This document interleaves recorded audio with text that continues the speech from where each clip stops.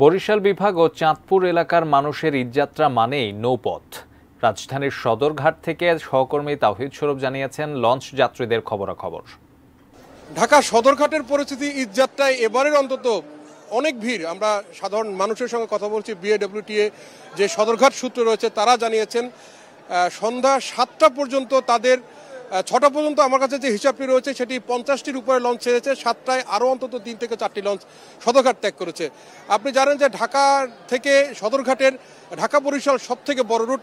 এখানে পদ্মা সেতুর পরে আসলে লঞ্চের যোগাযোগ কিছুটা কমে গেলেও এবারের যে অন্তত পরিস্থিতি দেখতে পাচ্ছেন, ঈদের অন্তত এখনও 2 দিন বাকি। সাধারণ মানুষ যেটি বলছেন যে সাধারণ মানুষ এবার বলা চলে যে লঞ্চমুখী। আমি লঞ্চের যারা মালিক পক্ষ রয়েছেন তাদের সঙ্গে কথা বলেছি, তারা বলেছেন আসলে এই ভিড়টি তাদের কাম্য ছিল। আগামীকালকে আরও বেশি ভিড় হওয়ার কথা তারা জানিয়েছেন।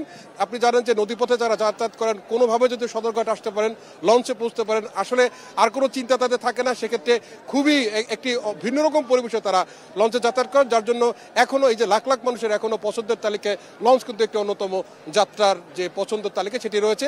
সেক্ষেত্রে আসলে এখন পর্যন্ত সদরঘাট কর্তৃপক্ষ, বিএডব্লিউটিএ সদরঘাটে যারা রয়েছেন প্রত্যেকের সঙ্গে আমি কথা বলেছি। একটি ব্যাপক নিরাপত্তা বলয় এখানে তৈরি করা হয়েছে।